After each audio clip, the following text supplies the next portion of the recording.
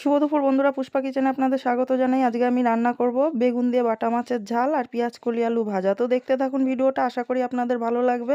আমি প্রথমে মাছগুলোকে কেটে নিচ্ছি, কেটে ধুয়ে পরিষ্কার করে নেব। মাছগুলো আমি এক এক করে সব কেটে নেব। মাছগুলো কেটে আমার পরিষ্কার করে নেওয়া হয়ে গেছে। এবার আমি মশলা নিয়ে নিচ্ছি। মশলায় নিচ্ছি জিরে, ধনে, সর্ষে আর শুকনো লঙ্কা। এই মশলাগুলোকে এবার আমি বেটে নেব। প্রথমে আমি বেটে নিচ্ছি শুকনো লঙ্কা।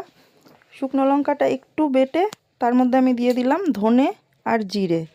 এখন এই শুকনো লঙ্কা, ধনে, জিরেটাকে আমি মিহি করে বেটে নেব। আমি প্রায় মিহি করে বেটে নিয়েছি। এর মধ্যে এবার দিয়ে দেব কটা সর্ষে। সর্ষেটা তো আর বেশি বাটতে হয় না, ওর জন্য আমি সর্ষেটা লাস্টের দিকে দিচ্ছি। দিয়ে সর্ষেটাকে ওই মশলার সাথে আরেকটু বেটে নেব। বাটা হয়ে গেলে আমি মশলাটাকে তুলে নেব। আমার মাছ, মশলা, সবজি কেটে বেছে বেটে সব কমপ্লিট করে নিয়েছি। এবার আমি চলে যাব রান্নার দিকে। আমি উনুনে কড়াই বসিয়ে দিয়েছি। কড়াইয়ে দিয়ে দিচ্ছি পরিমাণ মতো সাদা তেল। তেলটা গরম হতে দিয়ে আমি ওদিকে মাছে নুন হলুদ মাখিয়ে নেব। মাছে আমি প্রথমে দিয়ে দিচ্ছি নুন, তারপরে দিয়ে দিচ্ছি একটুখানি হলুদ। নুন হলুদ দিয়ে এবার মাছটাকে আমি হাত দিয়ে ভালো করে মাখিয়ে নেব। মাছে আমি লবণ হলুদ মাখিয়ে নিয়েছি। এবার আমার তেলটাও গরম হয়ে গেছে। এবার তেলের মধ্যে আমি এক এক করে মাছগুলোকে ছেড়ে দেব। ছেড়ে দিয়ে মাছগুলোকে ভেজে নেব। মাছগুলো আমার এক পিঠ ভেজে নেওয়া হয়ে গেছে। এবার আমি মাছগুলোকে উল্টে দেবো। উল্টে দিয়ে আর এক পিঠ ভালো করে লাল করে ভেজে নেব। এপিঠ ওপিঠ করে লাল লাল করে আমার মাছগুলো ভাজা হয়ে গেছে। এবার আমি মাছগুলোকে তুলে নিচ্ছি। আমি বেগুন দিয়ে বাটা মাছের ঝালটা করব, তাই আমি কেটে ধুয়ে রাখা বেগুন কটা ওই তেলে দিয়ে একটু নেড়ে চেড়ে ভেজে উঠিয়ে রাখবো। আমি বেগুন ভাজতে ভাজতে ওর মধ্যে একটুখানি হলুদও দিয়ে দেবো। হলুদ দিয়ে নাড়াচাড়া করে একটু ভেজে নেব। জোরে জোরে জাল করে আমি বেগুনগুলো ভালো করে ভেজে নিয়েছি। এবার বেগুনগুলোকে আমি একটা থালায় উঠিয়ে নিচ্ছি। বেগুন কটাকে উঠিয়ে আমি কড়াই পরিষ্কার করে নিয়েছি। কড়াইয়ে দিয়ে দিচ্ছি পরিমাণ মতো সাদা তেল। মাছের ঝাল করার জন্য আমি কড়াইয়ে তেল দিয়ে দিয়েছি। এবার তেলটাকে নেড়ে চেড়ে একটু গরম করে নেব। তেল আমার গরম হয়ে গেছে। এবার তেলের মধ্যে আমি দিয়ে দিলাম কিছুটা কালো জিরে ফোড়নে।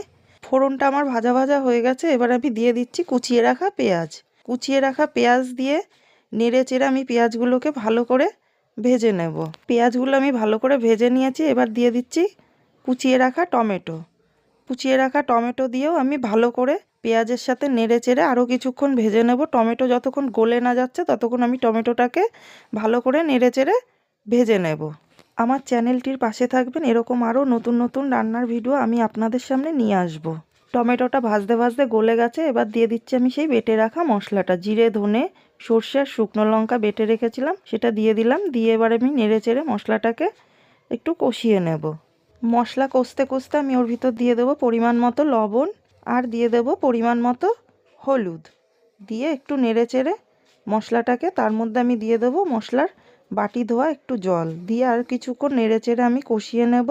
আমি মশলাটাকে সময় নিয়ে ভালো করে কষিয়ে নিয়েছি। এবার দিয়ে দেবো ভেজে তুলে রাখা আমার বেগুন কটা। বেগুন কটাকে দিয়ে একটু নেড়ে চেড়ে মশলার সাথে আমি মিশিয়ে দেব।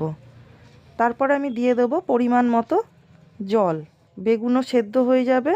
বেগুন সেদ্ধ হতে বেশি জল লাগে না, তাও বেগুনও সেদ্ধ হয়ে যাবে। মাছগুলো দিয়েও একটু ফুটিয়ে গামাখা আমি করে নেব। জোরে জোরে জাল করে আমি ঝোলটাকে ফুটিয়ে নিয়েছি। বেগুনটাও আমার প্রায় সেদ্ধ হয়ে গেছে। এবার আমি দিয়ে দেবো ভেজে রাখা সেই বাটা মাছ কটা। বাটা মাছ কটা দিয়ে একটু ভালো করে নেড়ে চেড়ে আমি আরও কিছুক্ষণ সময় নিয়ে ফুটিয়ে নেব। বাটা মাছ দিয়ে আমি ভালো করে জাল করে নিয়েছি। এবার আমি দিয়ে দেবো কুচিয়ে রাখা ধনেপাতা।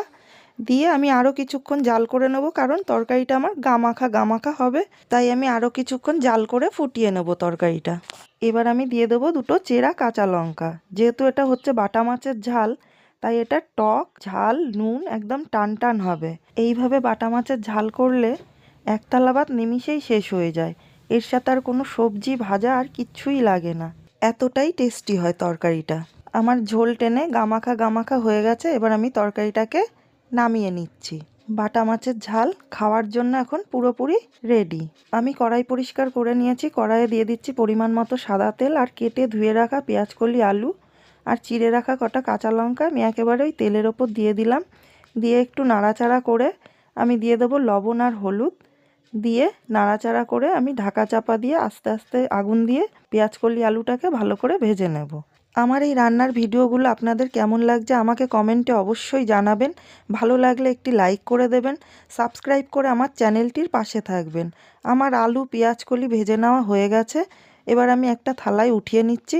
দুপুরে গরম গরম ভাতের সাথে বেগুন দিয়ে বাটা মাছের ঝাল আর পেঁয়াজ কলি আলু ভাজা দিয়ে আজকের খাবারটি আমি পরিবেশন করলাম। খাবারটি আপনাদের কেমন লাগলো আমাকে অবশ্যই জানাবেন।